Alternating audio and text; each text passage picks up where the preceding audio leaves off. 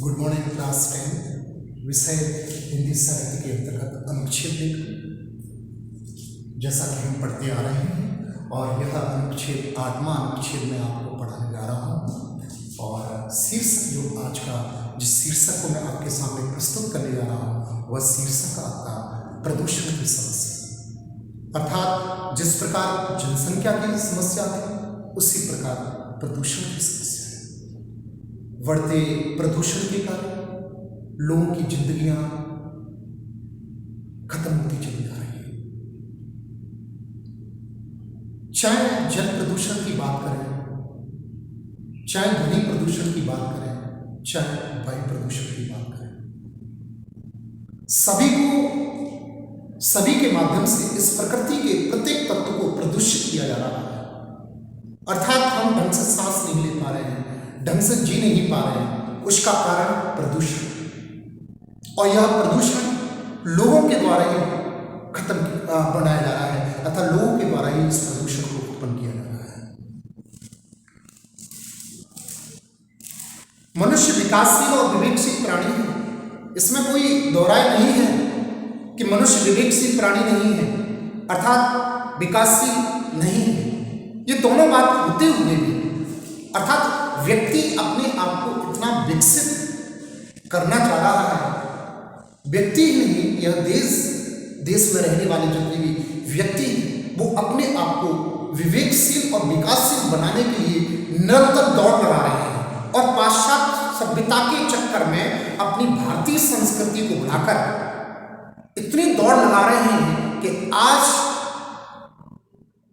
दौड़ तो लगा रहे हैं, विकास तो कर रहे हैं, लेकिन हमारी जो वास्तविक प्रकृति है, वास्तविक सभ्यता संस्कार हैं, वे सभी नष्ट होते जा रहे हैं। इसने शीघ्र विकास करने के लिए प्रकृति की सभी तरह से अनदेखी की है और यह व्यक्ति यह चाहता है कि मेरा शीघ्र विकास हो, जल्दी से जल्दी विकास हो। इसकी वजह से उसने प्रकृति का अनदेखी की है, अर्थात प्रकृति के साथ छेड़छाड़ करने का कार्य किया है। विकास की होड़ में पर्यावरण संतुलन की अनदेखी के कारण आज मानव जाति को प्रदूषण की अनेक समस्याओं का सामना करना पड़ रहा है। अर्थात विकास की होड़ में दूसरा देश इतना विकास कर रहा है, दूसरा देश इतना विकास कर रहा है, तो तीसरा देश इतना विकास कर रहा है, वो देश इतना विकास कर रहा है। इसी चक्कर में, इसी होड़ में पर्यावरण संतुलन की अनदेखी की जा रही है और उसके कारण आज मानव जाति को प्रदूषण की अनेक समस्याओं का सामना करना पड़ रहा है। स्वच्छ वायु, स्वच्छ जल, उर्वर मिट्टी और संतुलित ध्वनि का भी सभी ओर अभाव है। अर्थात कहीं भी देखने को स्वच्छ वायु प्राप्त नहीं होती है। आज आप चाहें कि स्वच्छ वायु हमें मिल जाए कहीं, तो आपको स्वच्छ वायु कहीं नहीं मिलेगी, क्योंकि वायु को इतना प्रदूषित कर दिया गया है। तरह तरह के कारखानों से निकलने वाले धुएं ने, गाड़ियों से निकलने वाले धुएं ने और भी इस प्रकार के कई तत्वों ने वायु को प्रदूषित कर दिया है। कहीं वायु स्वच्छ देखने को प्राप्त नहीं होती है। अर्थात हिमालय पर आपको प्राप्त हो सकती है, लेकिन वहां भी धीरे धीरे वाहनों का बढ़ना, वहां भी वह स्वच्छ वायु प्राप्त नहीं हो पा रही है, स्वच्छ जल नहीं प्राप्त हो पा रहा है।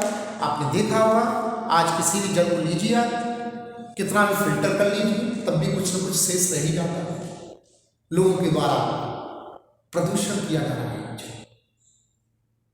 जल में फैक्ट्रियों से बचा हुआ सामान,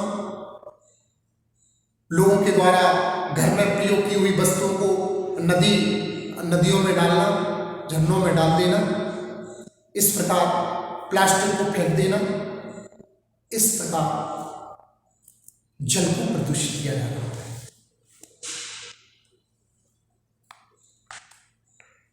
उर्वर मिट्टी को भी, जो मिट्टी के अंदर जो उर्वरा शक्ति है उसको भी लोगों के द्वारा छीना जा रहा है।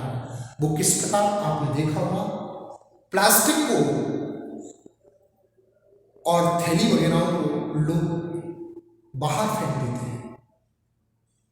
अर्थात खेतों में खाद के साथ में फेंक देते हैं। तो खेतों में जो प्लास्टिक है, जो मिट्टी की उर्वरक शक्ति होती है, उसको छीन लिया जाता है। अर्थात उसके अंतर्गत जो उर्वरकता की शक्ति होती है, अधिक अन्न पैदा करने की जो शक्ति होती है उस मिट्टी के अंतर्गत, वह कम हो जाती है। उस प्लास्टिक के कारण वह प्लास्टिक उस मिट्टी में चली जाती है, तो उसका जो उपजाऊपन है वो खत्म हो जाता है। संतुलित ध्वनि का सभी ओर अभाव है, और संतुलित ध्वनि अर्थात एक समान वाली ध्वनि, जो मन को प्रसन्न करने वाली जो संतुलित ध्वनि, उसका भी अभाव है। औद्योगिक क्रांति के बाद पूरी दुनिया धीरे धीरे प्रदूषण की चपेट में आ गई है। उद्योग की क्रांति इतनी बड़ी है, उद्योगों के कारण तरह तरह के उद्योग खुल रहे हैं। आपने देखा होगा भट्टे खुल रहे हैं, चिमनी खुल रही है, उनसे धुआं निकल रहा है। आपने देखा होगा जो विशेषकर हमारे जो बहुत अच्छे अच्छे महल, राजमहल संगमरमर के जो बने हुए हैं, ताजमहल वगैरह जैसे, लाल किला जैसे, उनके पत्थर भी कभी कभी प्रदूषण के कारण पीले और काले पड़ जाते हैं। वह केवल आपका वायु प्रदूषण की वजह से ऐसा। औद्योगिक उस क्रांति ने धीरे धीरे हमें अपनी प्रदूषण की चपेट में ले लिया है। वायु प्रदूषण के कारण वातावरण में कार्बन डाइऑक्साइड की मात्रा बढ़ गई है। आपने देखा होगा वायु प्रदूषण के कारण वायु को प्रदूषित किया जा रहा है। जो स्वच्छ वायु है, जो हमें पेड़ों से मिलती है, वनस्पतियों से मिलती है, लताओं से मिलती है, पुष्पों से मिलती है, आज उस वायु को प्रदूषित किया जा रहा है तरह तरह के निकलने वाले भट्टों से, गाड़ियों के धुओं से। इसकी वजह से कार्बन डाइऑक्साइड की मात्रा जो है वायु के अंतर्गत बढ़ चुकी है, जो कि कम होनी चाहिए। और पेड़, साथ में पेड़ों को काटा जा रहा है। पेड़ों को काटने से क्या होगा? वायु प्रदूषण बढ़ेगा। अर्थात जो हरे पेड़ जो होते हैं वो कार्बन डाइऑक्साइड को अपनी तरफ खींचते हैं, सींचते हैं। तो अधिक पेड़ होंगे तो कार्बन डाइऑक्साइड कम होगी, क्योंकि जो पेड़ होंगे, जो वनस्पतियां होंगी, जो लताएं होंगी, जो पुष्प होंगे, वो उस कार्बन डाइऑक्साइड को अपनी तरफ खींच लेंगे और वातावरण को स्वच्छ कर देंगे। लेकिन हो क्या रहा है? उल्टा हो रहा है। पेड़ों को काट दिया जा रहा है लोगों के द्वारा। हरे हरे पेड़ों को, जो वायु को प्रदूषित होने से रोकते हैं, जो वृक्ष हरे भरे, उनको काटा जा रहा है। अगर काटा जाएगा तो वायु प्रदूषण और होता चला जाएगा। अर्थात उस वायु प्रदूषण को कोई रोकने वाला नहीं होगा और कार्बन डाइऑक्साइड की मात्रा अधिक बढ़ जाएगी। लोगों को स्वच्छ वायु प्राप्त नहीं हो पाएगी। एक दिन लोग घातक बीमारी के शिकार हो जाएंगे और वो इस पृथ्वी को छोड़कर चले जाएंगे। अर्थात वो मृत्यु जल्दी हो जाएगी, लोगों की मृत्यु जल्दी होने लग जाएगी। आप देख रहे हैं जहां लोग 80-80, 90-90, 100-100, 105, 110, 115, 120 तक जीते थे, आज लोगों को देखिए आप, जो आज के लोग हैं ज्यादा से ज्यादा 75-80 तक अधिक से अधिक चल पाते हैं, उसके बाद मृत हो जाते हैं। इसका सब कारण है क्योंकि हमारा जो वातावरण है हर प्रकार से प्रदूषित हो चुका है।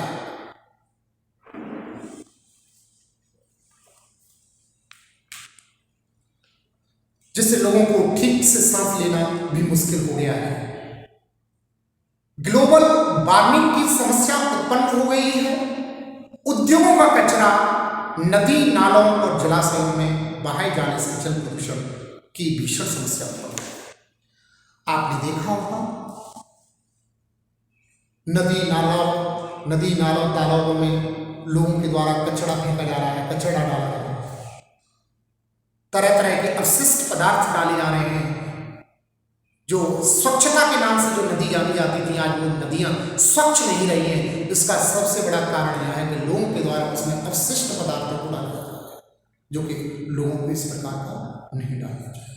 और उन अपशिष्ट पदार्थों से केवल जलीय प्रदूषित नहीं होता है, प्यारे छात्र एवं छात्राओं में आपको बताना चाहूंगा, उससे केवल जलीय प्रदूषित नहीं होता है, उसमें रहने वाले जो जीव जंतु होते हैं, जो उसमें जीव जंतु रहते हैं उस पानी के अंतर्गत, चाहे वो मछली हो, चाहे वो कछुआ हो, चाहे और ऐसे जीव हो जो जल जीव कहलाते हैं, वे सभी जल जीव जो कुछ अवशिष्ट पदार्थ डालते हो आप पानी के अंतर्गत, जलाशयों के अंतर्गत, नदी तालाबों के अंतर्गत, वे जीव जंतु उस अवशिष्ट अर्थात जैसे कांच डाल दिया आपने पानी में, प्लास्टिक डाल दिए, दौने डाल दिए, प्लास्टिक के गिलास डाल दिए, वो जीव जंतु भोले स्वभाव के कारण उसको खाना समझकर खा लेते हैं और वो मृत हो जाते हैं, मर जाते हैं। अर्थात केवल जल ही प्रदूषित नहीं होता है, यदि जल में आप कुछ अवशिष्ट पदार्थ डालते हो, उसमें जल में रहने वाले जो जीव जंतु भोले होते हैं, भोले होने के कारण उसको खाना समझकर खा जाते हैं, कांच को, उसको, प्लास्टिक को, और खाने के बाद में वो मृत हो जाते हैं अर्थात मर जाते हैं। तो जल प्रदूषण के सबसे बड़े यह कारण है।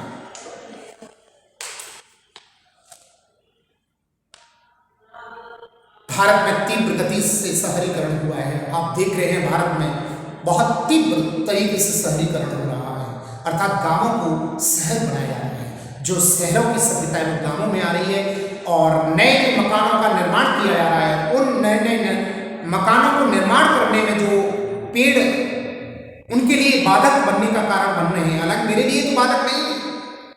अर्थात जिन लोगों के लिए नया मकान बनाने में पेड़ यदि बाधक बन रहा है तो उस पेड़ को काटे चले जा रहे हैं। ये नहीं सोच रहे कि ये पेड़ हमें कितनी ऑक्सीजन दे रहा है और वातावरण की कितनी कार्बन डाइऑक्साइड को अपनी तरफ खींच रहा है।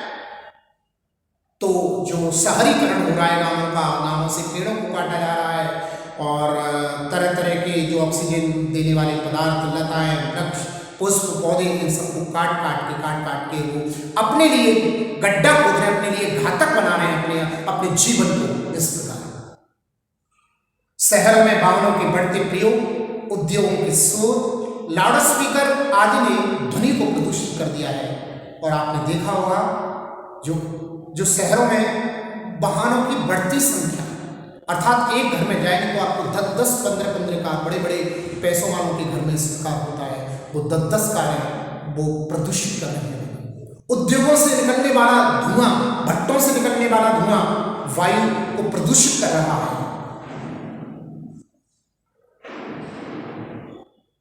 उद्योगों के शोर, लाउड स्पीकर आदि, ये सारी चीजें ध्वनि को प्रदूषित कर रही है। बिना कारण के ऐसे लाउड स्पीकर को बजाया जा रहा है।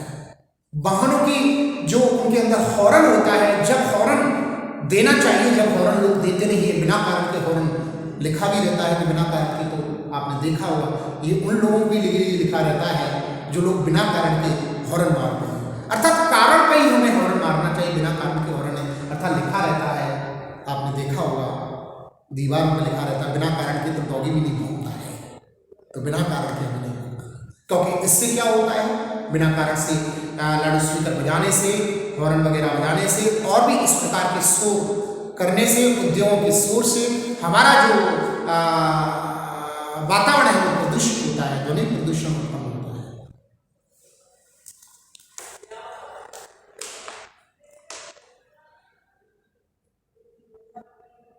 प्रदूषण के कारण समय पर वर्षा आती है और प्रदूषण का ही ये सबसे बड़ा कारण है कि आज जो वर्षा जब आनी चाहिए तब नहीं आती है और जब नहीं आनी चाहिए तब आती है। अर्थात वर्षा जो है उसका भी समय बदल गया है, वो प्रदूषण के कारण से ही बदल गया है। न सर्दी गर्मी का चक्र ही ठीक से चलता है, सूखा, बाढ़, ओला आदि प्राकृतिक प्रकोपों के कारण भी प्रदूषण बढ़ा है। और सर्दी गर्मी के चक्कर का ही पता नहीं है, एकदम सर्दी का आ जाना, एकदम गर्मी का आ जाना, कभी सर्दी कभी गर्मी कभी बारिश, इसके चक्कर का ही नहीं पता है। ये सब कुछ जो हो रहा है ये प्रदूषण के कारण ही हुआ है। अर्थात जो प्रदूषण है यही ऋतुओं के, मौसमों के चक्र को बदल रहा है। अगर प्रदूषण नहीं हो तो ऋतु अपने अपने समय पर आए, जब जब जिस ऋतु का जिस मौसम का समय है उस समय पर वो मौसम और ऋतु आए। प्रदूषण की रोकथाम का उपाय लोगों के हाथों में है, इसे जन चेतना से रोका जा सकता है। और प्रदूषण को यदि रोकना चाहें हम तो रोक सकते हैं, वो जन चेतना से, मानस चेतना से, लोगों को प्रेरित करने से, लोगों को चेतनत्व प्रदान करने से, उनको बताने से, लोगों को समझाने से। जैसा कि मैंने कई बार कहा है कि इसके लिए एक न्यूज़पेपर अलग से आना चाहिए, प्रदूषण को रोकने के लिए एक पत्रिका आनी चाहिए, टीवी पर एक न्यूज़ होना चाहिए, न्यूज़ चैनल होना चाहिए। लोग टोली और टीम बना के नाटकों के माध्यम से लोगों को समझाया जाए। जन चेतना अर्थात हर चीज पर कानून लाने से ही एक उसका निराकरण का कारण नहीं है। कानून के बाद में लोगों को कानून का लोग विरोध करते हैं, लोगों को समझाना होगा, लोगों को राय देनी होगी, चेतना देनी होगी, लोगों को जन चेतना से लोग समझ सकते हैं और प्रदूषण से निपट सकते हैं। प्रदूषण को कम किया जा सकता है जन चेतना के माध्यम से। यद्यपि सरकार जनहित में उपाय कर रही है और हमारी सरकार जो वर्तमान की सरकार है बहुत सुंदर सुढौल उत्तम उत्कृष्ट सरकार है, वो इस समय जनहित के उपाय कर रही है। जैसे हरियाली को बढ़ावा देना, आपने देखा होगा गांव-गांवों में प्रधानों के माध्यम से वृक्षों को लगवाया जा रहा है। प्रधान वो अपने प्रत्येक गांव में हर घर में वृक्ष दे रहे हैं। वृक्षों का एक कार्यक्रम भी चल रहा है, वृक्ष बचाओ धरा बचाओ, इस प्रकार के कई कार्यक्रम भी चल रहे हैं। सरकार भी इसमें बड़ी अच्छी भूमिका निभा रही है और विशेषकर हमारे वर्तमान में माननीय सम्मानीय प्रधानमंत्री नरेंद्र मोदी जी इस पक्ष को विशेष रूप से आगे बढ़ाने का काम कर रहे हैं। अतः हरियाली भारत को हरित भारत बनाने का पूरी हर गिज प्रयास कर रहे हैं वर्तमान के हमारे जो प्रधानमंत्री नरेंद्र मोदी जी। वृक्ष उगाना, शोर पर नियंत्रण करना, कूड़े कचरे का ठीक से प्रबंध करना और उन्हें जलाशयों नदियों से दूर रखा जाना आदि ये उपाय सरकार और जनता दोनों को अपनाने चाहिए। समय रहते अगर मानव ने पर्यावरण की स्वच्छता के महत्व को नहीं समझा और अपनी महत्वाकांक्षा के कारण प्राकृतिक नियमों की अनदेखी करता रहा तो संपूर्ण मानव जाति को विनाश से बचा पाना मुश्किल ही नहीं असंभव होगा।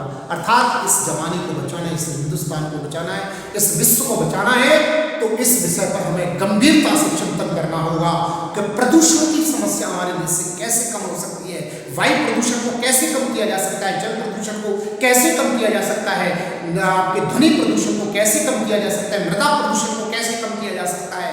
अगर इन सभी विषयों पर हमने गंभीरता से चिंतन नहीं किया, जन चेतना नहीं करी, क्योंकि सरकार कर रही है, सरकार के साथ में हमें भी सरकार का सहयोग करना पड़ेगा, सरकार के साथ में कंधे से कंधा मिला के चलना पड़ेगा, क्योंकि सरकार रूल बना सकती है लेकिन रूलों को अपनाना ये हमारा काम है।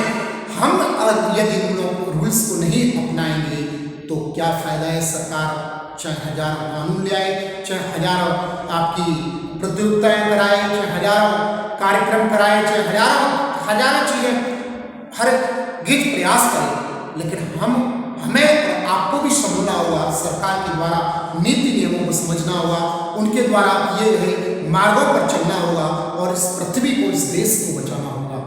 यही है आपका आज का टॉपिक, जो प्रदूषण की समस्या जो आज के युग में पनप रही है, इसको कैसे समाप्त करना होगा, ये हम और आप सब हम मिलजुल कर ही इस समस्या से को सॉल्व कर सकते हैं, इसका निराकरण कर सकते हैं।